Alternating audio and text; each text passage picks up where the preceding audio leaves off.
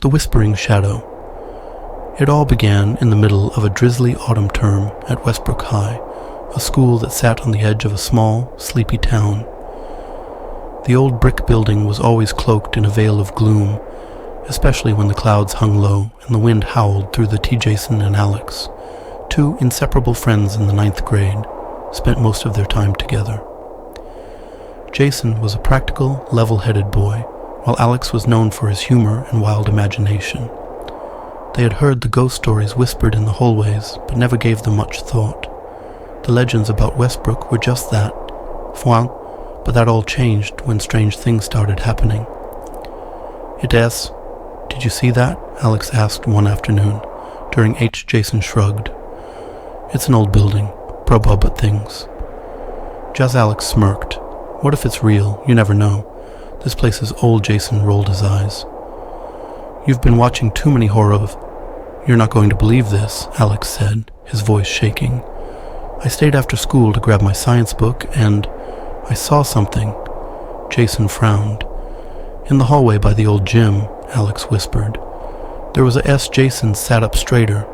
Yes, Alex said firmly. And Jason? It was whispering my name.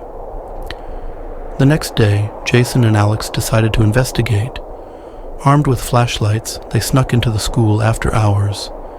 The building was eerily silent, the usual hum of daytime activity, replaced by the creaks and groans of an old structure settling into the inn. They started in the hallway by the old gym, the place where Alex claimed to have seen the shadow. The air was heavy, and their footsteps echoed unnaturally loud. As they turned a corner, the temperature dropped sharply. Jason shivered. Do you? Alex nodded. Yeah, it's freezing. Then they heard Alex. Jason's blood ran cold. Did you hear that? Alex didn't answer. He was staring ahead, frozen. Jason followed his gaze and saw it, a shadowy figure at the far end of the hallway. It looked vaguely human, but its edges blurred and shifted like smoke. The figure didn't respond. Instead, it began to move toward them, gliding silently. Jason grabbed Alex's arm. We have to, but Alex didn't budge. Wait, he said. His voice was a mix of fear and something else. Recco, Alex. The shadow whispered again. Jason pulled harder. Calm.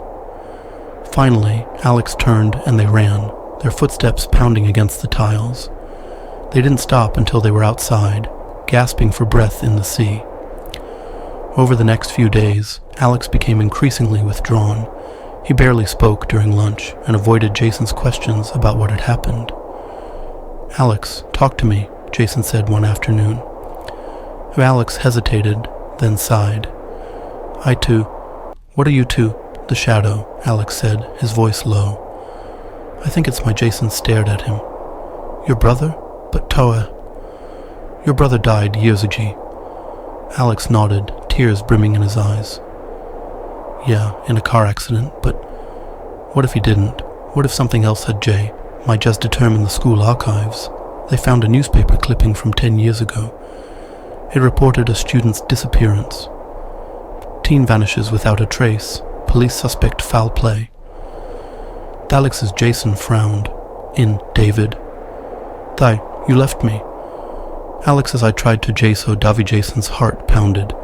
What are you T? David began to fade. Find the truth, he said. Set me free. And then he was gone. T. With the help. The discovery brought justice to David's memory. The school's history was exposed, and the administration vowed to make amends for its dark past. For Alex, the experience brought closure. On their final visit to the hallway, they saw David one last time.